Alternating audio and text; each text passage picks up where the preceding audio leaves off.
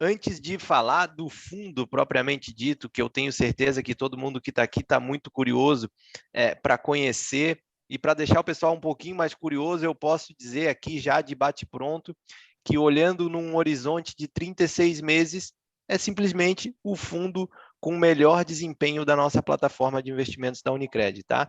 Obviamente, o retorno passado não é garantia de rentabilidade futura, eu sempre deixo isso bem claro, mas de fato um retorno consistente em 36 meses demonstra a capacidade de vocês de ler cenário, enfim, de montar posições, e já vamos falar um pouco mais sobre isso.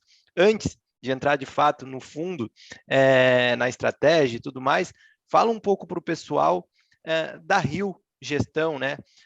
Quando é que ela foi constituída, o quanto vocês têm sobre a administração, enfim, para o pessoal conhecer melhor um pouco da empresa. A casa ela foi fundada, Rafael, em 2006, então tem aí 15 anos de histórico já. Foi fundada pelo André Kern, que está aqui com a gente, junto com o Cristiano Pinelli. Eles ambos tocam a gestão dos fundos, não só do Fundo Rio Ações, dos fundos de mercados que a gente tem também. Tá? Esse é um diferencial importante, né? Você tem uma gestora com um longo histórico, onde os sócios fundadores responsáveis pela tomada de decisão estão aqui até hoje. Então, essa continuidade no trabalho realmente só é possível porque a gente se entende, a gente acha que a gente, de alguma forma, se complementa e tem conseguido, claro, sobreviver aos grandes ciclos aí de mercado que, durante o meio do caminho, você pode tomar alguns sustos e a gente tem conseguido, só de sobreviver no Brasil em gestão, você já tá de parabéns. A gente, felizmente, tem conseguido sobreviver e gerar um alfa bastante interessante para os nossos fundos, tanto os multimercados quanto o fundo Rio Ações, que a gente vai falar aqui. Tá? E a gente, além de se diferenciar, eu gosto de focar também que a gente é focado em renda variável. Né? Esse é o nosso principal meio de gerar alfa para os clientes, que é operar ações, tanto para um fundo multimercado que a gente tem. Então, a gente não é um tipo de casa que está olhando juros, crédito, inflação.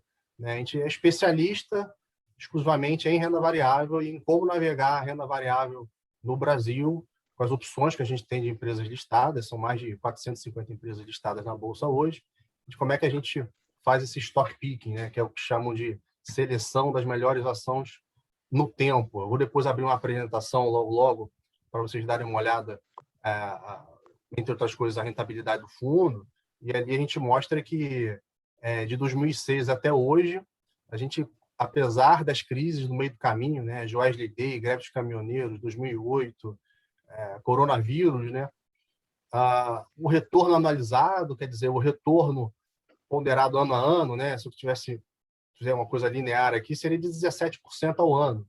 Né? Isso quer dizer que, ora, eu posso ter caído 30% no ano, como foi 2008, foi um ano ruim para toda a indústria, e ora eu subi 50%. Né? Então, na média, foi um retorno anualizado de 17%, o que daria quase 1000% nesses 15 anos histórico do Rio Ações. E quando a gente compara com a Bolsa, né, com o Ibovespa, que é quem a gente tem que superar ao longo desse tempo, eu estou falando que o Ibovespa, no mesmo período, teve um retorno anualizado de 7%. Então, entre 17 contra 7 mostra que, claro, não só o nosso resultado, e aí vocês têm a Unicred especialista em selecionar os melhores gestores aí para vocês, mas a indústria brasileira, ela felizmente comporta grandes gestores com grandes resultados, cada um com a sua característica distinta e gerando alfa, né, que é o ganho acima do benchmark, é o ganho acima do Bovespa, de maneira muito boa também. A gente tem conseguido fazer isso com bastante sucesso para um produto que possui resgate T3. Né? Então, a gente, além de trazer algum conforto para o gestor, para o cliente, dado o comportamento do fundo, que é bem consistente de ganhos assim, em cima do Ibovespa, a gente também traz conforto com a liquidez, Sim. permitindo ali um resgate rápido caso o cliente assim opte por fazê-lo. Né? Essa última crise mostrou quanto é importante isso, né, Rafael? Não, sem Porque dúvida, Felipe. E vamos lembrar, né? Só fazer um parênteses aqui rapidinho. É um grande diferencial na indústria de fundos de renda variável, de fundos de ações hoje, um fundo D mais 3, né, cara? A maioria, na média, a gente vai ver a liquidez ali para resgate na casa de D mais 30, né? D30, D60, e essa última crise mesmo que você tivesse sentido ali pós-carnaval, né, que foi um período ali de maior começo da turbulência de toda a crise do coronavírus no mercado do ano passado, né? O pessoal voltou aí de carnaval e já viu ali pós-festa, ficou preocupado com as ações que tinha e por mais que estivesse naquele período pedido resgate ou tentar se antecipar a uma piora que veio depois, você provavelmente pegou toda a queda porque um fundo FIA, na maior a parte do tempo, a maioria são D30, né? Então, não adiantou, você acertou o cenário, se antecipou, fez o resgate, mas só foi pago depois que teve aquele circuit break todos, né? Foram 6 em seguida, se eu não me engano. Então, é esse conforto que a gente quer dar, né? Em qualquer cenário, a gente tem um período que pode ser, provavelmente será turbulento aí ano que vem, que é o cenário eleitoral, que aí você, de uma maneira muito rápida, consegue diminuir a sua exposição em bolsa, zerar a sua exposição em bolsa para depois voltar, independente, dependendo da visão de cada um, enfim. Então, a gente preza muito por trazer esse conforto para o investidor. Então, tenta gerar alfa de maneira consistente, né? Ganho de maneira consistente. Eu vou abrir a apresentação explicando um pouco disso e também trazer esse resgate aí D3 que é bom. Maravilha, Felipe. Eu acho que se tu Enquanto quiser... o Felipe abre... Desculpa. Enquanto o Felipe abre ali a apresentação, o Marcão conectou aí com a gente. O Marcos, ele é diretor aqui da Unicred Mato Grosso. Marcos, se quiser dar uma palavrinha aí com os nossos cooperados. Boa noite a todos. Agradecer ao Rafael mais uma vez aí pela parceria e também desejar aqui um bem-vindo, né? Já estão bem à vontade aí o André e o Felipe da Rio. Para nós aqui de Mato Grosso é uma alegria tê-los conosco. Esperamos que isso se repita em várias ocasiões ao longo do tempo. E vamos embora conhecer um pouco mais aí do fundo e os nossos cooperados que estão acompanhando também, assim como colaboradores, né, que estão aqui hoje participando conosco, todos bem-vindos. E vamos embora que tá bacana, hein? Saber que é D3 aí, Felipe, olha, eu vou te dizer uma coisa, viu, cara? É um negócio diferenciado. Eu acho assim, só antes de abrir um parênteses sobre isso, eu acho que a indústria, de uma maneira geral, a visão aqui da casa também, ela vai acabar se adaptando a essa nova realidade de maior liquidez, né? A Bolsa aqui no Brasil, ela mais do que dobrou de liquidez aí nos últimos 3 anos, 4 anos. É muito cliente novo entrando, principalmente pessoa física. Isso trouxe maior número de negociação e permite que os fundos diminuam o prazo de resgate, né? Que você tem justamente um prazo de resgate esticado para poder, caso tenha um eventual resgate elevado, o teu patrimônio não afetar quem está ali dentro, né? Mas, então, eu acho que em breve a gente vai ver outros fundos ali, se não D30, D15, eu espero, né? Acho que é um movimento que a indústria pode fazer. Aqui eu estou tentando compartilhar com vocês a tela. Será que eu já consigo? Deixa eu ver aqui. Consigo. Aos nossos cooperados aí, hoje nós temos aí na nossa plataforma, para ficar um pouco mais claro aqui, nós temos hoje opções em 563 fundos diferentes, tá? 80 fundos estão disponíveis aos nossos cooperados hoje na plataforma de investimento, caso procurem aí. E desses 80 fundos, 24 fundos são fundos de ações, inclusive que o Rafa muito bem pontuou, o Rio Ações ele destoa bastante, ele apresenta uma boa consistência. Obrigado, Christian. Eu vou primeiro aqui falar um pouco da nossa filosofia, como é que a gente pensa em montar uma carteira, a exposição, tamanho dos papéis, né? Tentar estruturar para vocês o que acontece dentro da nossa cabeça aqui na tomada de decisão, para depois passar para o André, que ele vai desenvolver um pouco mais profundamente ali o que a gente tem feito, como que a gente tem operado, quais ações que a gente gosta. Quer dizer, eu vou fazer uma introdução aqui, aproveitar que o André está disponível para depois eu passo a palavra para ele aqui, para ele se aprofundar um pouco mais, tá? Mas, bom, a Rio Gestão, como eu falei, ela é uma casa bem antiga, né? E para estruturar aqui um pouco, estabelecer um plano de fundo para vocês da nossa gestão, eu botei uma frase aqui de um famoso investidor chamado Howard Marks, um americano, fundador da Oaktree, uma gestora de crédito muito conhecida, e ele é um dos gurus aí do mercado, né? E o que ele fala aqui nessa frase é que quando você vai selecionar um gestor, você quer que ele tenha boa performance, não só em períodos de bonança, né? Você quer que ele tenha boa performance também nos períodos ali de maior adversidade. Então, é justamente pensando nisso e com esse estilo de gestão que a gente tenta navegar nesses mares, né? Porque é como uma frase do Lars Grael, você tenta o tempo todo ajustar as velas, né? Então, dependendo ali de maré, de vento, a gente tenta o tempo todo sair dos grandes problemas. Então, essa forma da gente estar sempre de uma maneira muito cautelosa gerindo o portfólio é uma maneira certa ou errada, mas é uma maneira de a gente fazer a gestão dos fundos, tá? E é justamente no período de maior dificuldade que o gestor mostra alguma habilidade que ele possa ter, né? A gente acredita que é o nosso diferencial, como eu falei, fazer gestão de fundo de bolsa. E aí é onde a gente acha que pode gerar maior ganho para o cliente, ganho de patrimônio ao longo do tempo. Aqui a gente tem 4 pilares, tá, na nossa filosofia de investimento, que é preservação de patrimônio. A gente se preocupa demais com isso, tá? Então, ao longo do tempo, mesmo nas grandes perdas, o nosso fundo Rio Ações ele tende a perder menos. É o que tem acontecido ao longo desses 15 anos. Depois eu vou mostrar para vocês isso de uma maneira muito clara. É disciplina. Eu vejo isso da seguinte forma: é você ter disciplina de fazer o que acha que é certo, independente do movimento de mercado, de movimento de manada, né? Se a gente for pegar, por exemplo, no início do ano passado, era um período em que, a gente puxar pela memória, estava todo mundo ali muito otimista com bolsa, achando que a bolsa ia disparar, era todo mundo tinha que ter bolsa americana, bolsa brasileira, e a gente foi um movimento contrário para proteger o portfólio do fundo Rio Ações, né? A gente saiu de uma exposição em bolsa de 100% para 80%. Então, essa diminuição da exposição em janeiro, dado o nosso cenário, a gente achava que pudesse ter uma crise possível e econômica, né? Não sanitária, mas econômica por conta do coronavírus.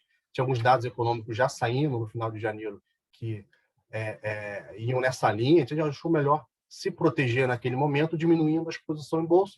Quando a gente chegou em março, esse trimestre aí, do ano passado foi muito volátil, até março, né, que a bolsa caiu 30%, a gente conseguiu cair menos, mas foi um período que a gente conseguiu cair menos e gerar ganho para o cliente, né? Se nas quedas eu caio menos e nas altas eu consegui subir um pouquinho mais, é uma geração de valor, de patrimônio para o cliente absurda ao longo dos anos, né?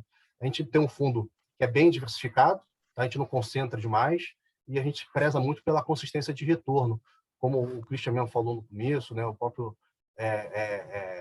Rafael também, né? Que a gente tem tido, ao longo dos últimos 36 meses, ganhos bastante consistentes, mas isso se aplica também ao longo de toda a história do fundo, né? A nossa preocupação é de gerar ganhos ao longo do tempo sempre, tá? É claro que não é fácil, mas é uma preocupação que a gente tem o tempo todo aí de fazer. Como é que a gente faz a gestão do fundo Rio Ações, né? Primeiro, falar um pouco da estrutura dele aqui. Ele é um produto que fica entre 80% e 100% comprado, tá? A gente tem FIIs ali que alavancam, FIIs que concentram demais numa única empresa, né? Tem produto que tem 40% no único papel. Isso acaba trazendo um comportamento e um risco, uma exposição diferente, né? A gente caracteriza o Rio Ações como só para traduzir aqui para o pessoal, quando tu comentou que a gente tem FIA, são fundos de ações, só para o pessoal nivelar aí o entendimento de todo mundo. Te agradeço. Tem fundos de ações e fundos de ações, né? Tem fundos de ações aí que você aplica R$1, na verdade você tem R$3 expostos, né? Então, se o cara perde 33%, significa que você perdeu o patrimônio inteiro, né? Então, qual o FIA que você quer ter, né? É claro que esse é um caso excepcional que eu estou citando, mas a grande maioria ali fica em torno de uma exposição de 100%, 120%, acredito. E a gente trabalha nesse range aí, nesse intervalo, né, de exposição. Quando eu acho que tenho que proteger um pouco mais, eu vou para 80%. Quando eu acho que tem que ser um pouquinho mais agressivo e abraçar as oportunidades, a gente fica 100% comprado em ações, né? E a gente tem uma diversificação bastante relevante, assim, uma característica marcante nossa. A gente dificilmente passa de um único papel de 12%, mas na prática, dificilmente eu não posso passar mais de 15%, mas na prática dificilmente a gente ultrapassa um único papel ali 10%, 12%. Tá? Portanto, é um produto que a gente pensa no portfólio. Eu não vou... se a gente estivesse num cassino, eu não boto todas as fichas num único lugar. É isso. A gente está sempre, de maneira paulatina, ali, tentando criar retornos para o fundo. Eu estou vendo aqui na tela, cara, confirma até para a gente. Então, pelo que está escrito ali, o fundo pode ficar até 20% vendido em índice futuro também, é isso?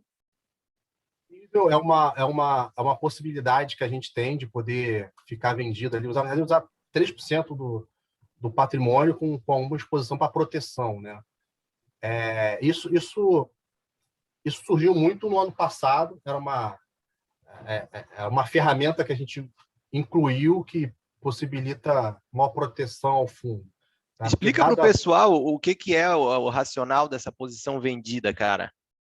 A gente pode ficar, a gente nunca utilizou, mas ter a liberdade de poder ficar vendido significa que, por exemplo, se eu acho que a bolsa vai cair muito, além de me proteger o patrimônio dos investidores, trazendo a minha exposição de 100% para 80%, né? Além disso, eu posso fazer uma posição vendida para diminuir ainda mais a exposição. Dessa forma, caso a bolsa caia de fato, eu não tenho uma exposição, digamos, de 80%, posso ter de 70% ou até 60% comprado, né? Então, nesse cenário em que, caso eu utilize essa estratégia e a bolsa venha a cair de fato, a gente pode ter um comportamento onde a bolsa cai, digamos, 20%, eu protegi bastante e caí 5%. Né? Então, é uma modalidade de proteção que a gente usa na gestão para proteger o patrimônio mesmo. Né? Olha só que legal, pessoal. Só para complementar, vamos lá, isso é como se fosse uma carta na manga que vocês têm num eventual cenário de maior incerteza. Uma posição vendida, pessoal, ela significa que o fundo consegue ganhar dinheiro, caso ele monte essa posição, com a queda do índice, tá? Então, é uma forma de proteção num fundo onde, obviamente, o principal foco, a essência é ganhar dinheiro com a valorização dos ativos, mas num eventual cenário de incerteza, o fundo também consegue se proteger, perdendo menos que o mercado, vamos dizer assim. Perfeito. Carta na manga aí, verdade.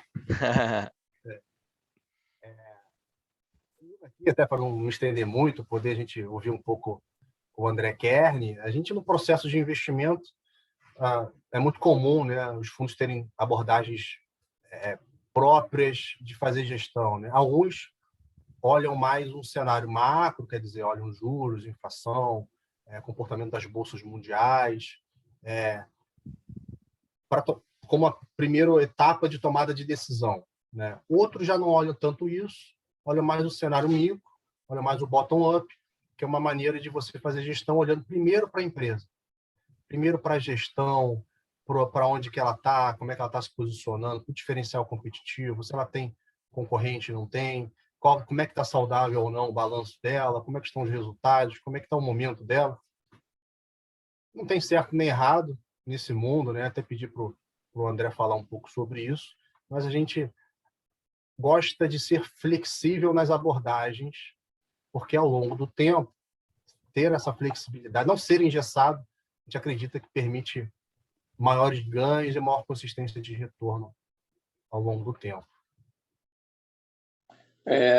Posso complementar, Peçanha? Tá? Então, a análise bottom-up, né, é a análise fundamentalista das empresas, né, de baixo para cima. Né? Então, hoje a gente tem uma equipe de seis pessoas entre gestores e analistas, né, que faz a seleção das empresas que a gente vai acompanhar. Então, hoje a gente tem mais de 400 empresas em bolsa. A gente tenta selecionar um book de 50 empresas, que é o que a gente quer acompanhar mais de perto. Dependendo, são as empresas que a gente, por análise fundamentalista, a gente selecionou como as opções com melhor relação retorno-risco. Né? A gente preza muito por isso. O fundo é montado com duas palavras-chave: diversificação e assimetria. Então, a gente quer ter um portfólio ao mesmo tempo diversificado, que não concentra muito numa única empresa. Nosso fundo não tem posições de 30%, 40%, não, no máximo 20%, mas na média a gente trabalha com posições entre 5% a 15%, então é bem diversificado, e buscando sempre a simetria de retorno, tanto do ponto de vista quantitativo como qualitativo. Então, dependendo do cenário macro, que é a análise top-down, né, a análise de cima para baixo, esse portfólio, no tempo, ele vai ser um pouco modificado. Então, por exemplo, a gente, dentro dessa cesta de 50 empresas, a gente vai selecionar as 20 melhores ou as 15 melhores que vão fazer parte do portfólio. E as outras é como se ficasse num banco de reservas para alguma situação que a gente entenda que elas aumentaram a simetria, elas passem a fazer parte do portfólio. Então, o fundo trabalha entre 80% e 100% comprado, como o Peçanha falou, né? Diversificado entre 14 e 24 empresas. Tá? Então, como é que a gente faz essa análise top-down? Dependendo do cenário macroeconômico, se o cenário for muito positivo para curto e médio prazo, a gente vai caminhar para 100% de exposição e vai estar um pouco mais concentrado com 14, 15 empresas. Num cenário de maior dificuldade econômica, que a gente de difícil mensuração, o que a gente faz? A gente expande um pouco o número de empresas de 14 para 20, 24 e reduz a exposição para 80%. Então, é como se você estivesse dirigindo o carro na estrada, abriu o sol, você está vendo o horizonte, você vai acelerar um pouco mais. O cenário mudou, o tempo fechou, nublou, você não está conseguindo enxergar muito no horizonte, o que você faz? Pisa no freio e tenta dirigir um pouco mais comedidamente. Então, o cenário macro ele é importante porque ele vai dar, ele vai ajudar a proteger o fundo em momentos de dificuldade e maximizar retorno em momentos positivos. Isso vai servir também para o peso relativo que a gente vai alocar em cada setor e em cada empresa. Então, por exemplo, a gente selecionou lá as 15 empresas que eu comentei, e no tempo, dependendo também dessa variação macroeconômica, momentos bons ou ruins, a gente vai estar mais concentrados em alguns setores e menos em outros, e vice-versa. Então, na verdade, os papéis mudam um pouco. O que muda mais no tempo é o peso de cada papel dentro do portfólio. É como se fosse um time de futebol que você, dependendo do cenário macroeconômico, você vai botar o time um pouco mais à frente ou um pouco mais defensivo. Então, é exatamente uma estratégia de gestão que tem muita similaridade com esses exemplos que eu estou dando. Então, o próximo slide ilustra bem a diversificação que a gente faz. Do lado esquerdo, acredito que esse slide seja do final de maio, de junho, né, pessoal? Não, é de agora. É de agora, é de julho. Já está atualizado. Melhor ainda, já é de julho. Então, em primeira mão aí, hein, para os cooperados da Unicred de Mato Grosso. A gente já está bem diversificado aí do lado esquerdo, dá para ver setorialmente, e do lado direito a gente faz uma diversificação por estratégia bem interessante. Então, dependendo, como eu estava falando, do cenário macro, o peso da economia interna é aumentado ou reduzido e da economia global também. O que é economia global? São as empresas cíclicas descontadas. São todas aquelas empresas que trabalham com moeda forte, moeda externa, né, que tem algum tipo de receita ou ativos no exterior. Então, Vale, Gerdau, Suzano, Fibra vão entrar nesse bloco. E tudo que é relacionado a cenário interno entram naquele outro bloco que ali está com 66%. Então, esse balanceamento ele é feito no tempo. Como um exemplo prático, primeiro semestre de 2018, pré-eleição, né, para presidente, foi um cenário ali de difícil mensuração, em que a bolsa aqui ficou bastante volátil, chegou a cair bastante durante alguns meses no primeiro semestre, em função da dificuldade de previsibilidade de quem seria o vencedor das eleições. Essa economia global, a gente chegou a ficar 50% alocado ali. Vale, Suzano, Gerdau, e protegeu bastante o fundo, porque a bolsa caiu, o dólar subiu e essa proteção ajudou bastante o balanceamento do fundo. Conforme o segundo semestre foi passando, a gente entendeu que a subida nas pesquisas eleitorais de um candidato naquele momento mais pró-governo ia começar a fazer preço. A gente mixou novamente, reduzindo a economia global e aumentando a economia interna. A gente faz isso pegando esses papéis tipo Vale, Gerdau, etc., e reduzindo o peso e aumentando o peso de papéis de empresas que atuavam no mercado interno por entender que que um candidato mais pró-mercado, né? A bolsa, as empresas que aqui estavam alocadas estavam completamente assimétricas do ponto de vista de possibilidade de alta, né? Estavam completamente defasadas em preço, e foi exatamente o que aconteceu no segundo semestre. O candidato mais pró-mercado foi ganhando participação nas pesquisas, o mercado foi comprando a ideia, e a gente passou praticamente do final de 2018 e 2019 inteiro num primeiro ano ali de governo muito positivo com a reforma da Previdência, em que a economia interna fez toda a diferença. Os papéis estavam completamente depreciados e tiveram uma alta muito forte. Então, qual é a ideia aqui? É só mostrar para vocês como é que a gente faz o balanceamento, né, o orçamento de risco da carteira no tempo. E deixar claro mais uma vez, assim, o fundo é baseado em fundamento de ações, né? Porém, o peso relativo dessas ações no tempo é balanceado de acordo com o cenário macro. Então, é um fundo que trabalha ao mesmo tempo o que o mercado chama de bottom-up, né, que é o fundamento das empresas, né, de baixo para cima, e agregando com top-down, né, análise macro, que você olha de cima para baixo. Então, a gente está bastante satisfeito com essa forma de fazer a gestão e tem dado super certo ali ao longo dos últimos 3 anos. Legal. Ô, André, deixa eu te fazer uma pergunta. Pois não. Vai lá, Cristiano, depois eu vou. Ô, André, é muito bom pontuar essa questão de como é feito essas análises, de como elas são, como vocês trocam essas análises, para o nosso cooperado entender que, às vezes, ficam com aquela ideia, poxa, mas eu vou investir num fundo, eu não vou ter o controle sobre a minha carteira, eu não vou estar eu mesmo escolhendo os meus ativos ali que compõem. Então, muito bom para os cooperados entenderem que essa análise também ela é feita de uma forma muito profissional dentro de um fundo, onde os gestores estão ali na figura do André aí, ele está olhando como que está indo o cenário interno e também o nosso cenário externo, né, que ele muito bem pontuou, dessa questão de você olhar a macroeconomia. Então, todos esses fatores ligados à política, a eleições, a questões cíclicas, é bom deixar aqui claro para os nossos cooperados, então, pessoal, que sim, é feita essa análise, é feito esse acompanhamento, e essas posições, elas trocam de acordo com o que o mercado anda. Então, é uma gestão muito profissional do ativo de vocês, né, do valor que está aplicado dentro do fundo. Perfeito. Marcos, eu acho que tu quer comentar alguma coisa também, não? Ô, Rafael, se me permite, eu gostaria também de aproveitar o momento aí. Algumas coisas chamam atenção aqui na maneira como a Rio tem feito a gestão do portfólio, né?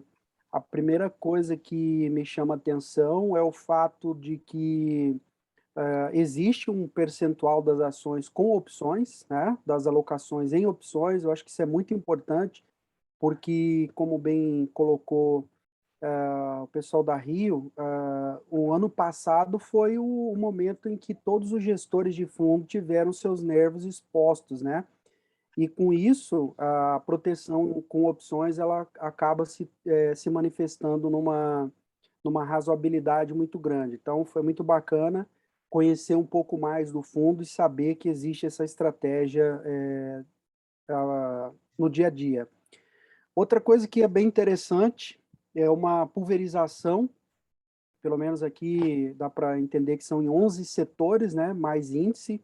Isso é muito legal, isso realmente coloca uma estratégia muito interessante dentro do fundo, e o fato que chama atenção também é essa capacidade que vocês estão mostrando de fazer a leitura do mercado e fazer as alocações de acordo com o que o cenário vai apresentando, né? Eu acho que o André colocou um negócio muito legal aí, naquele momento de crise ali, de ambiente político, fazer exposição um pouco mais em empresas que estão na economia global.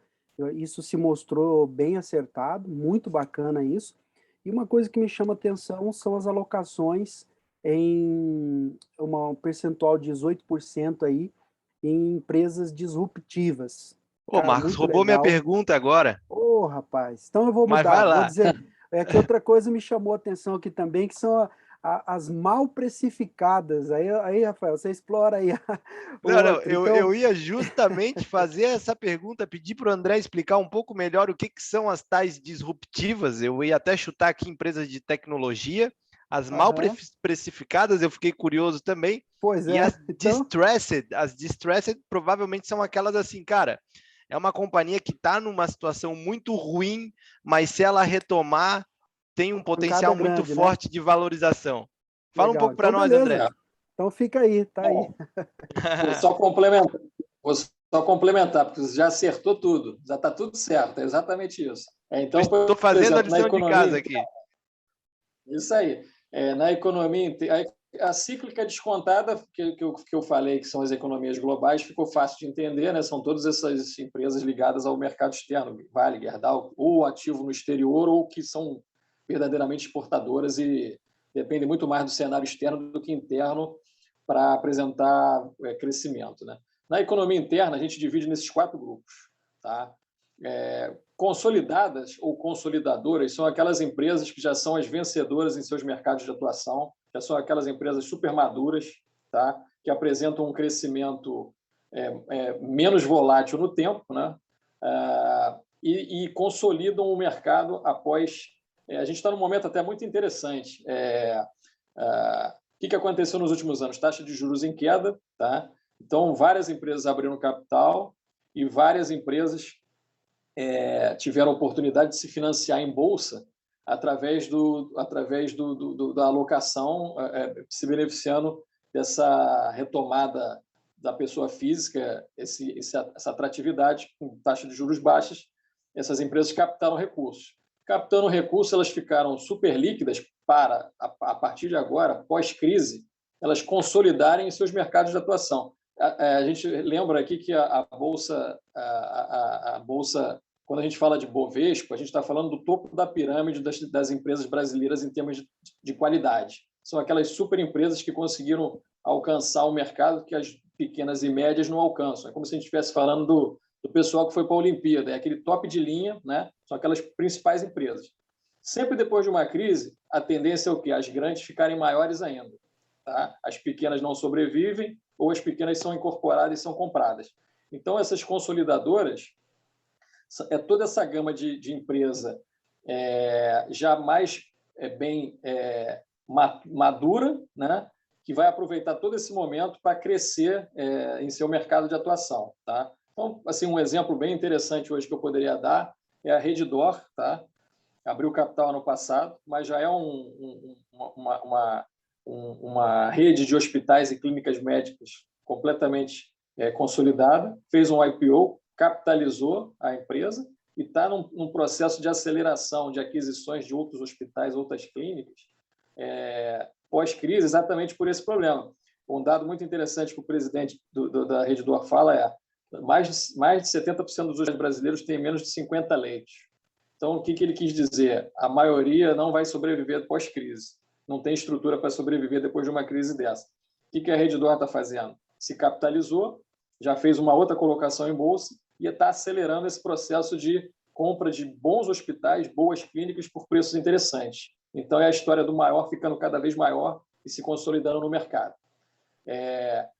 Distressed é exatamente essa questão de empresas que ou estão em recuperação judicial ou passaram por um problema muito grande, estão saindo dessa questão econômica fiscal.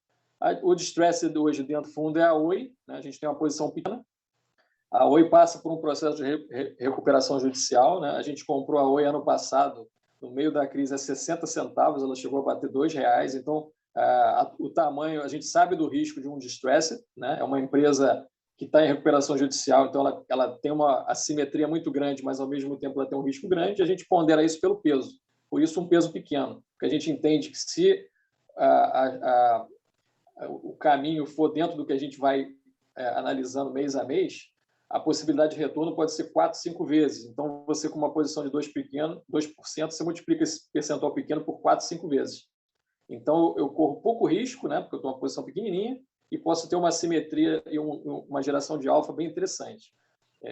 A gente já aumentou e diminuiu a Oi ao longo do tempo, mas a gente segue ali com uma posição em torno de 2,5%, 3%, por entender que, para médio prazo, ela já está no processo, né, de venda dos ativos, né, deve receber parte desses valores aí, da parte de infraestrutura e a parte de rede móvel até o final do ano. Tem percalços, tem a questão do CAD, questionando algumas coisas, mas é assim mesmo.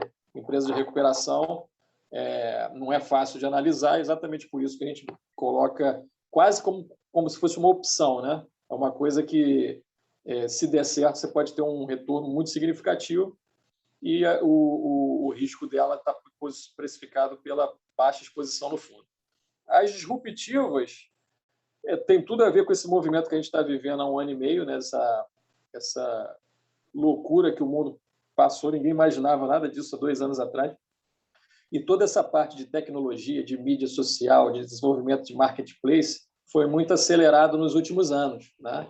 E essa aceleração dobrou ou triplicou nos últimos 12, 15 meses, exatamente pelo efeito da pandemia, pelo efeito do home office. Então, dentro do disruptivo, entram todas as empresas que a gente considera de growth, né? Aquelas empresas de crescimento disruptivo, exponencial? Né? Exponencial, exatamente. Aquela empresa que vai crescer muito a sua base de clientes no tempo e vai rentabilizar um pouco mais à frente, né? A filosofia growth, né? Então, aí entra... já teve Magazine Luiza, não tem mais. Hoje, a principal posição de disrupção é Banco Inter, que a gente tem há 3 anos. O Banco Inter já multiplicou por mais de 10 vezes nesses 3 anos. A gente vai ajustando a posição, né? Porque senão você vai ficar com uma posição muito grande na empresa. Mas é esse tipo de filosofia de gestão. E as mal precificadas são as tradicionais empresas de value, né? Aquelas empresas de valor que, quando você faz uma análise de múltiplo, uma análise de fluxo de caixa descontado, você chega a múltiplos muito interessantes e você vê que tem uma simetria de retorno muito boa. O que está faltando é um trigger, né? É uma chamazinha para aquilo ali passar a ter algum tipo de potencial de valorização. Então, assim, só como exemplo, né, esse exemplo de 2018 é muito interessante, né? Esses papéis estavam completamente destruídos, né? E a gente, na época, fez uma posição em Sanepar, que é uma empresa estatal paranaense de saneamento. Ela precificava lá um PL, né, preço-lucro, né? Um tempo de retorno, né? Quanto menor, melhor. Não sei se todo mundo está familiarizado com esse conceito, mas a Bolsa, na época, tinha um PL 10, né? Então, em 10 anos, o lucro retornava para o acionista pelo preço que ele pagava na Bolsa, e a Sanepar estava com PL 4. Então, significava que em 4 anos o dividendo e o lucro projetado retornavam o investimento feito. Então, um PL muito baixo, né? E aí, conforme foi acontecendo o cenário eleitoral, muita gente tinha preocupação com populismo, Ratinho Júnior, etc., e ele entrou, a gestão continuou sendo bem feita, e no primeiro ano de 2019, no primeiro ano do governo dele, o risco político foi muito reduzido, né, porque a gestão continuou boa, como era antes, no governo anterior. O mercado tinha batido demais na empresa em função desses riscos políticos que sempre acontecem em vésperas de eleições, e o papel acho que quase que dobrou de preço em 2019 e 2020. Então, é um exemplo aqui de uma empresa mal precificada, que são as empresas de valor, né? Então, a gente tenta fazer um balanceamento não só setorial, mas também como filosofia de gestão. Então, a gente acredita em todas as filosofias de gestão. A gente não tem nenhum preconceito contra growth, né, crescimento abrupto, nem contra valor. O que a gente quer buscar é a simetria. Se a gente enxergar a simetria em valor, a gente vai ter. Se a gente enxergar a simetria na disrupção, também a gente vai ter. E, ao mesmo tempo, a gente diversifica o portfólio para que o cliente tenha, ao longo do tempo, várias possibilidades distintas de retorno. Então, você vai ter uma Vale do Rio Doce hoje em carteira que vai pagar um dividendo de 15% a 20% no ano, uma coisa surreal, uma taxa de juros de 5% atualmente, né? E tem, ao mesmo tempo, um Banco Inter que não paga dividendo, mas tem um crescimento exponencial da base de clientes que projeta um lucro crescente também abrupto lá um pouco mais à frente, outro tipo de análise, né? Então, você faz esse portfólio balanceado, é muito interessante para o cotista e a gente tem sido bastante acertador, graças a Deus, aí nos últimos 3 anos, e a gente está bastante feliz com a forma como a gente está fazendo esse orçamento de risco do fundo, né? Muito bom, cara, muito bom. Eu acho que isso só reforça aquilo que o Christian também colocou. Cara, tem uma equipe aí, que nem tu comentou, né, André, entre gestor e analista de 6 pessoas, é isso, né? Exatamente. 6 pessoas olhando para todas essas estratégias. Pô, hoje em dia está muito na moda o trader do YouTube e o cara que acabou de tirar uma certificação e já é expert em estratégia e fica ali vendendo facilidades, digamos assim, na internet. A estratégia de dividendos, a estratégia milagrosa do não sei o quê. E de fato não é isso, né, cara? Exige um trabalho, exige todo um esforço e uma experiência, que nem tu comentou quantos anos tu já está no mercado, né, fazendo isso, para de fato chegar nessa carteira super diversificada, não concentrando numa única estratégia, mas sim tentando achar, que nem tu muito bem colocou, assimetrias, né? Potencial de retorno interessante com um risco ali equilibrado ou atrativo para cada uma das posições. Muito bom, cara. Eu queria te fazer uma pergunta, cara. Tu comentou, tu fez uma analogia muito legal que eu gostei. Tu comentou que num cenário aí, quando o tempo está ensolarado, tu vai acelerar um pouco mais, quando o tempo fica nublado, tu vai tirar um pouquinho o pé do acelerador, enfim, não estou enxergando direito, vou desacelerar. Como é que está o tempo hoje, cara? Aqui para os próximos 6 meses. Essa é boa, hein? Boa pergunta. Eu vou dividir a resposta em duas partes, tá? Cenário externo e cenário interno, tá? Bom, o cenário externo, a gente está vivendo aí ainda esse momento de liquidez internacional absurda, né? Os estímulos, né, que os governos de primeiro mundo adotaram, né, para conviver com a crise e para segurar a queda da economia, né? As empresas, desculpa, os países de primeiro mundo, seja a Europa, seja os Estados Unidos, não mediram esforços para que isso se tornasse uma realidade. Então, com o passar da pandemia, ficou mais ou menos claro que em algum momento, né, você ia ter esses estímulos iam fazer preço, né, os lockdowns iam melhorar e as economias de primeiro mundo iam voltar a crescer. Isso ficou mais claro a partir do segundo semestre, né?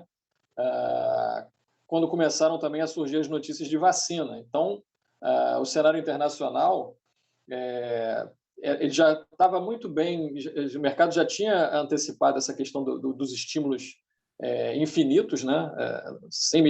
Os governos sem medir esforços para conseguir esse crescimento. E aí, com o surgimento da vacina ali entre outubro e novembro, aí ficou muito mais claro, né? Então, você tem um cenário hoje internacional de juros negativos, né? Estímulos monetários, fiscais muito altos ainda.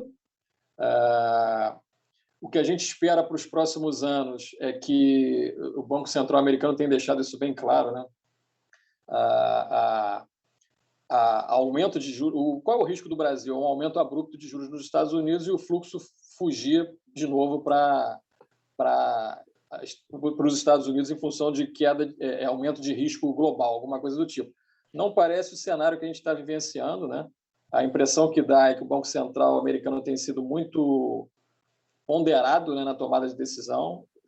A inflação lá está um pouquinho acima da média, mas eles entendem que é passageira, ela está bastante reticente em baixar, mas é passageira, é fruto da questão da pandemia que a gente vive até hoje, quer dizer, como os serviços ficaram paralisados no mundo inteiro, as pessoas começaram a consumir muito mais ativos industriais. Isso gerou valorização das commodities, né? Uma demanda por produtos talvez nunca antes vista, e as empresas produtoras com estoques baixos. Então, isso gerou uma inflação no mundo inteiro, né? Porém, ela parece ser transitória, parece caminhar para um nível razoável até o final do ano que vem. O Banco Central americano está trabalhando isso, entende que isso deve acontecer e está olhando para o comportamento do desemprego. Então, enquanto não tiver uma retomada mais forte do emprego, né, isso tem acontecido, mas ainda está num processo intermediário, a gente acredita que o Banco Central americano vai ser bem ponderado na questão de aumentar repentinamente os juros, porque ele não pode errar o ciclo, né? Então ele meio que anda sempre atrás da economia. Então, isso para a liquidez internacional e para o mercado emergente é muito bom. A China, a Europa está num momento também bem positivo de resultados, de balanço. Bolsa americana nem se fala, é máxima atrás de máxima, né? A China praticamente não passou por pandemia, ficou fechado lá talvez um mês, alguma pequena região. Está tomando algumas medidas para tentar segurar a inflação e poluição, balança um pouquinho as commodities, mas a gente acha que não é nenhuma mudança drástica de cenário. Então, o cenário interno parece bem tranquilo. O problema do Brasil é o cenário interno. O cenário interno que é o grande problema, né? Essa inflação no mundo aqui, ela é exponencializada pela questão do câmbio, né? Que como o Brasil demorou muito a fazer o dever de casa, né? A questão das vacinas, né? O melhor programa social que o governo pode fazer é vacinar em massa, né? Quando ele vacina em massa, ele reabre a economia, ele gera receita para ele mesmo através dos impostos e ele reduz a necessidade de planos emergenciais, como esses auxílios emergenciais que aumentaram bastante a dívida do país ano passado. Então, assim, a gente demorou muito a fazer o dever de casa, e aí a gente entrou agora recentemente num cenário bem positivo de retomada econômica com a aceleração da vacinação. Então, dentro desse ponto, a gente vinha muito construtivo, tá, para reabertura econômica interna. Como eu falei, as ações stock picking, as ações, esse portfólio que a gente escolhe é o suprassumo da qualidade das empresas brasileiras. Então, se a gente acha que a economia vai voltar a crescer, essas empresas, na média, vão crescer muito mais, porque elas são a qualidade AAA, né, do PIB brasileiro. AAA, vamos traduzir o pessoal, é uma classificação de risco de crédito da mais alta que tem, né? Exatamente. Então, são as empresas top de linha, vamos dizer assim, são as empresas de maior destaque. Então, se eu acho que o Brasil vai crescer 5% esse ano, com reabertura, essas empresas, na média, vão crescer muito mais, porque a gente está falando da parte lá de cima da pirâmide de empresarial brasileira. Só que tem surgido vários problemas no meio do caminho, né? A gente tem a questão da inflação, né? O Banco Central está sendo, ontem até subiu aí os juros 1%, quer dizer, está indo para um caminho aí de fechar o ano em torno de 7%, mas a gente entende que é um remédio amargo necessário para ancorar a inflação para o final do ano que vem. Então, esse ano a inflação deve ficar ali, fechar o ano, o mesmo ciclo que vai acontecer lá fora, né? A inflação deve cair para o final do ano que vem, aqui também deve acontecer, só que aqui essa curva está muito mais inclinada para cima, né, por causa do câmbio, né? E a gente acredita que o Banco Central vai conseguir fazer esse trabalho, né, de colocar os juros na faixa de 7 até o final do ano, 7, 7,5, está nessa faixa, nessa hora de grandeza. E é um remédio amargo de curto prazo, mas é necessário para estabilizar e trazer a inflação para a meta no final do ano seguinte, no final de 2022. Então, assim, é um momento de taxa de juros talvez um ano e meio mais alta, mas quando a gente olha para o passado do Brasil, 7% está longe de ser uma taxa que tire a atratividade da Bolsa, né? Eu estava falando no início, estou com 51%, eu já peguei crise da Rússia, que os juros aqui dentro foi para 45% no mês, né? Então, quando a gente fala de 7%, é relativamente alto quando está vindo de 2%, mas o 2% era uma coisa completamente sem sentido, né? Em função da pandemia, né? A taxa de juros brasileira negativa, com o risco que a gente tem, não faz muito sentido. Então, o Banco Central está tentando ancorar a inflação para o ano que vem. Eu acredito que isso não tira a atratividade de bolsa, até porque se você ancora a inflação do ano que vem, os juros de longo prazo eles caem, né? Isso para a bolsa, como bolsa você olha para uma análise de 4, 5, 6 anos, o valor das empresas futuras só aumenta. Então, é um risco que a gente está monitorando, mas a gente acha que a qualidade das empresas é tão grande que isso não deixa de criar um cenário construtivo para a bolsa, para essas empresas de primeira grandeza que a gente está falando. Outro risco que está sendo monitorado é a questão do racionamento, que isso realmente é um problema que surgiu e a gente não vai conseguir visualizar isso agora, isso vai ser visualizado mais para novembro, né, que é a época que começa a chover, mas é um risco que tem que ser monitorado o tempo inteiro. Dentro dessa análise macro e micro que a gente faz, Hoje a probabilidade de racionamento ainda é baixa, mas o racionamento já está influenciando na questão da inflação, né? A tarifa vermelha, bandeira vermelha, a questão da menor utilização de água em regiões agrícolas, aí provavelmente as safras vão ser menores, os preços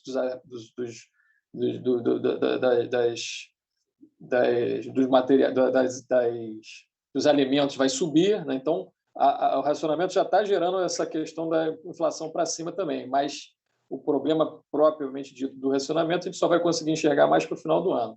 E a questão fiscal voltou à tona essas últimas 2 semanas, que é exatamente a questão tem uma sobra de orçamento ali de 30 bi que o governo pretende utilizar para ampliar o Bolsa Família.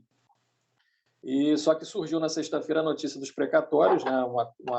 Uma conta de precatório acima do que o orçamento esperava, que é mais ou menos também 30 bi. Então ficou esse impasse, o mercado realizou bastante a Bolsa nos últimos dias em função de possibilidade de estourar o teto de gastos, que é uma coisa importante, que o governo deveria... a gente acredita ainda que o governo vai arrumar alguma solução para não estourar o teto de gastos, que é uma questão fiscal muito importante para a gente não perder o controle da dívida futura. Então, a gente está num momento, como você falou, né? Quando a gente olha para as empresas, a gente está bastante otimista, tá? Muito otimista com as empresas. A gente acha que essas empresas que a gente selecionou são excelentes, elas vão crescer em qualquer tipo de cenário, na média, né? Mas, realmente, a gente está olhando, monitorando a cada instante, né? Provavelmente o fundo vai ter um pouco mais de volatilidade, né? De volatilidade são variações para cima e para baixo de curto prazo, como se você estivesse no avião, o avião vai sacudir mais, está com turbulência. Mas a gente acredita que o caminho é esse, a gente acredita em bolsa para longo prazo, acredita nas empresas, e eu acho que esse cenário construtivo com a reabertura econômica ele vai se sobrepor aos outros problemas a partir do momento que o lucro das empresas começa a mostrar isso, né? Se você pega hoje aí a Petrobras, com todo o risco político que ela tem, mostrou um pouco isso. Quando você olha o lucro que a Petrobras conseguiu fazer no trimestre e o dividendo que ela pagou, ela está pagando um dividendo aí de 9%, que o mercado nem esperava, você vê assim, poxa, tudo tem preço. Existe risco fiscal, existe risco político e tal, mas tudo tem preço e o lucro das empresas no longo prazo é o vencedor dessa história. Então, quando a gente vende bolsa, né, no sentido de vender o fundo, a gente tenta vender que isso é uma estratégia para 3, 4, 5 anos. Né? Obviamente, a gente pode passar por um período um pouquinho de volatilidade maior à frente, mas a gente é bastante construtivo com as empresas que a gente selecionou em carteira e esse orçamento de risco ele vai ser balanceado de acordo com as dificuldades e com as facilidades que o próprio mercado cria, né, para a seleção do portfólio. André, muito bem pontuado. Até surgiu uma dúvida aqui no chat, que acredito que já foi respondida aí com essa sua fala a respeito da taxa de juros subindo, né? Mas a perspectiva da Bolsa tá bem otimista, né? E só se a gente for dar uma olhada num passado não tão distante, ali em 2015, quando nós tivemos, entre 2015 e 2016, um evento político, né? Onde a presidenta na época foi impeachmentada, né, nós tínhamos aí uma Selic na casa de 2 dígitos. Então, nossa Selic em 2015, 2016, ela ainda estava em 14%. Se nós pegarmos esse evento, nós vamos ver que a Bolsa ela deu uma performada negativa, muito por conta desse evento. Porém, logo na sequência, nós vimos uma ascendência bem forte na Bolsa, mesmo a taxa de juros estando a 14% naquela época, onde veio cair só a partir de 2017.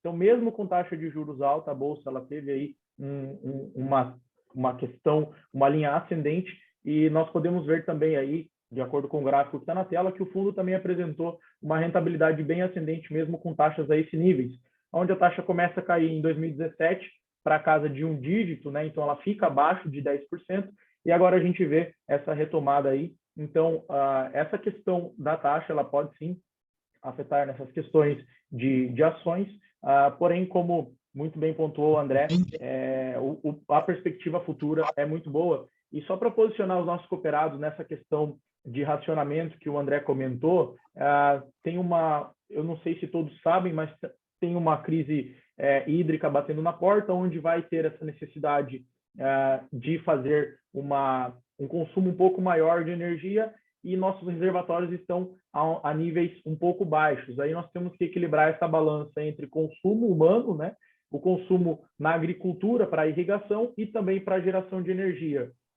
E acredito eu que alguns aqui tenham passado por isso lá em 2001, onde nós tivemos um apagão, né, muito por conta da nossa necessidade de energia vindo de fontes de hidrelétricas, e naquela ocasião nós tínhamos ali em torno de 80%, 85% da energia vindo de hidrelétricas. Hoje nós temos um cenário onde a energia elétrica ela vem vindo dessas hidrelétricas, ela tem uma dependência em torno de 60%, 65%. Então, muito importante, como o André falou, nós aguardarmos ali até o período que vem em novembro, onde volta-se aos períodos de mais chuva, para ver como que nossos reservatórios vão estar atuando. E lembrando que nós temos bastante questão de indústria, né, que depende bastante da energia elétrica. Então, muito bem pontuado pelo André. Eu acredito que essa questão da Selic que o nosso cooperado comentou ali, ela tenha sido respondida já. Pessoal, se tiverem alguma outra dúvida aqui, para a gente já não tomar muito não estender muito a nossa live, se quiserem mandar no chat aqui, fiquem à vontade, tá? André, obrigado, tá? Respondeu, foi bem de encontro à pergunta que surgiu aqui. Rafa, você tem alguma coisa para pontuar? Marcos? Eu gostaria só de fazer a observação contínua diante de tudo que o André colocou aí. Acho que ele respondeu a pergunta, não sei se ele estava olhando ali o bate-papo, mas foi bem dentro do que o cooperado tinha colocado, né? Estamos bem ensaiados, né, Marcos? Pois é. Até agradecer aí o nosso cooperado, né, Ricardo. Ele disse o seguinte, André, o tempo está nublado na Bolsa de Ações com o aumento da Selic, mas você fez um contexto aí tão bacana, cara, que eu acho que não resta dúvida, né? E uma coisa que eu acho interessante colocar, André, e até esse gráfico da performance do fundo e todo o comentário que você fez aí, demonstra que investimento em fundo de ações ele é uma estratégia de longo prazo, né? Se aquele cooperado que está muito preocupado com a performance de curto prazo, um fundo de ações não é um indicado para ele, né? Então, assim, a mesma coisa do cara ir direto para a Bolsa. Se o cara quer, eu vou brincar com a Bolsa, eu vou botar aqui 10, 15, 20 mil reais em ações. Não é assim que funciona, né? Então, a gente percebe que vocês têm uma gestão muito profissional, tem se mostrado uma gestão vitoriosa, mas não é por conta disso que a pessoa vai dizer, cara, eu vou botar aqui e vou deixar 2, 3 meses meu dinheiro. Não é por aí, né? Então, dentro de nós trabalhamos, inclusive, aqui na Unicred, com carteiras de acordo com o perfil do investidor, né? A gente analisa o perfil dele e a gente vai fazer composição disso, e o fundo de ação, ele entra, dependendo do perfil do investidor, ele é uma fração, ele é uma parte das alocações que esse cooperado vai fazer. Então, é muito importante a gente colocar isso, que alocação em fundo de ações é uma estratégia de longo prazo, porque fundo de ações ele é um fundo que trabalha com ativos extremamente voláteis, né? Ainda que a gente entenda que vocês tenham uma performance muito boa, aquele cooperado que está muito preocupado com o aumento ou a baixa da Selic, ele tem que entender que nós temos estratégia dentro da Unicred para alocação dele, né? Então, gostaria de agradecer, André. Foi muito boa a sua exposição até aqui. Obrigado mesmo. Maravilha. Eu que agradeço o tempo disponibilizado. Eu só concluiria com um único ponto que eu acho bem interessante, né? O fundo de ações, ele tem fundo de ações, né? Ele tem uma característica diferente de qualquer outro fundo, né? Um fundo multimercado, o cotista ele vai estar comprando uma curva de juros, né? Uma moeda. O fundo de ações ele vai estar comprando o quê? Sociedade com os melhores empresários do país. Então, através de uma cota pequena, né? Um investimento baixo, ele vai estar sendo sócio da Luiza Trajano na Magazine Luiza, ele vai estar sendo sócio da família Menin no Banco Inter, e daí por diante, né? Então, é um investimento diferente, né? São sociedades, agora sempre com essa visão que você colocou muito bem, médio e longo prazo, né? Curto prazo, não é recomendado olhar a bolsa para 1, 2 meses, né? Se você me perguntar mês que vem como vai estar a bolsa, eu não tenho a menor noção. E olha que eu olho isso todo dia. Então, é muito difícil.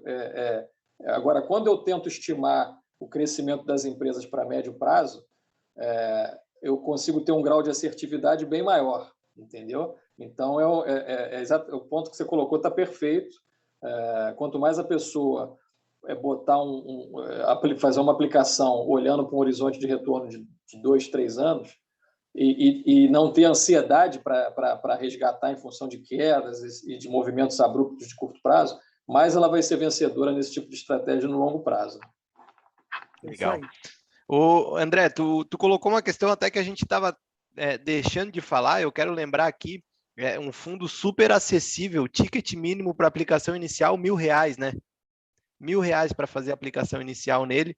Então, um fundo, enfim, que é super acessível, fácil de montar qualquer carteira ali, desde que, como o Marcos muito bem colocou, esteja aderente, respeite o perfil do investidor.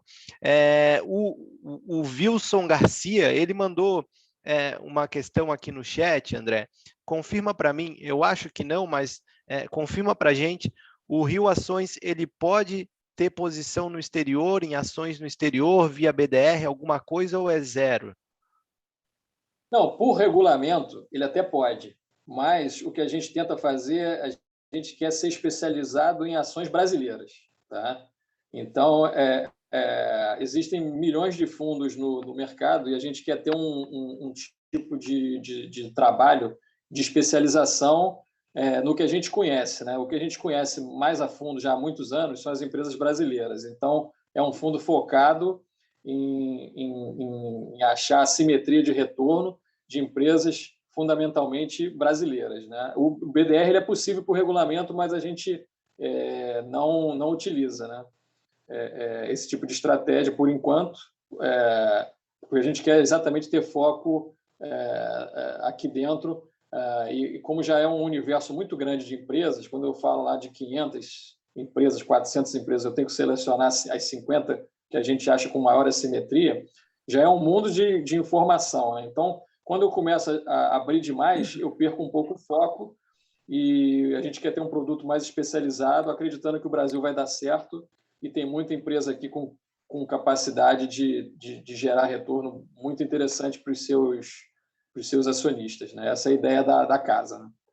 É verdade. Rafa, eu acho que de especialistas aqui em determinado setor, né? Acho que a gente tem bastante, né? O Dr. Wilson aí, Garcia, por exemplo, conversei com ele hoje. Então, a nossa base, André, Felipe, é composta principalmente de profissionais que atuam na frente médica, trabalham na área da saúde, né? E também empresários. Então, cada qual com sua especialidade. Nós aqui também temos a nossa especialidade, né, Rafa? Somos especialistas em investimento, assim como o André e o Felipe ali trabalham com fundo de ações. Então, nós temos aí diversas classes e diversos especialistas em cada um dos mercados, né? Então, muito bem pontuado pelo André. Quando você se torna sócio de um negócio, é como se nós fôssemos abrir um comércio também, né, André? Poxa, será que se eu abrir a minha padaria, ou será que se eu abrir o meu próprio consultório, eu vou ter esse retorno já em uma semana? Vou ter 10% do que eu investi nesse consultório em uma semana? Pode ser que sim, pode ser que não, mas é bem isso que você falou, né, André? Se tornar sócio de grandes empresas a um ticker acessível, como o Rafael mesmo comentou, e a questão da liquidez, né, que está fantástica, a liquidez do fundo, né, liquidez, então, pessoal, só para a gente pontuar aqui, caso alguém tenha alguma dúvida, liquidez é o quanto eu consigo transformar essa cota em dinheiro novamente, tá? Então, a liquidez do fundo é muito boa, nós conseguimos aplicar, cotizar muito rápido e também o resgate também de forma bem rápida. Então, gente, se alguém tiver mais alguma coisa para pontuar no chat, acho que a gente já pode encerrar, né? Se o André não quiser explanar mais algum tipo de assunto, o Rafa, o Marcos, vocês têm algo para falar? Será que a gente já pode liberar aí? Ou a gente faz aquela pergunta, Rafa, que não quer calar, né? Você quer perguntar? Quer você fazer a pergunta das posições aí? Se o André pode abrir?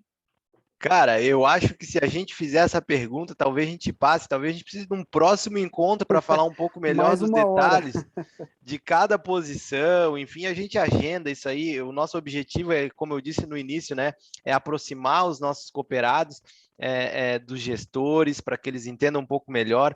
Eu quero lembrar aqui o Wilson Garcia, saindo um pouco dessa questão do Rio, como o André falou, eles não olham para o exterior, mas dentro da plataforma de investimentos da Unicred, a gente tem gestores focados em investimentos no exterior. É o exemplo, né, Christian, do Wester Asset BDR nível 1, é um fundo que a gente gosta, também está nas nossas carteiras recomendadas.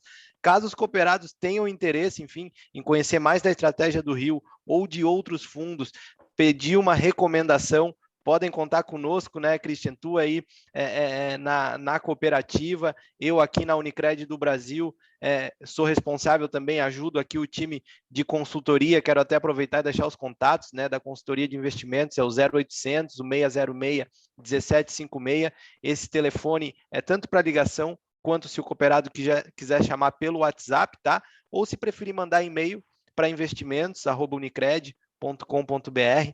Pessoal, eu quero encerrar aqui a minha fala, já finalizando, para a gente respeitar o tempo de todo mundo, agradecendo André, Felipe, Christian, Marcos, obrigado, adorei o nosso bate-papo, obrigado, obviamente, não poderia deixar de faltar, a todos os cooperados aí que estiveram presentes, é sempre um prazer para a gente falar com vocês.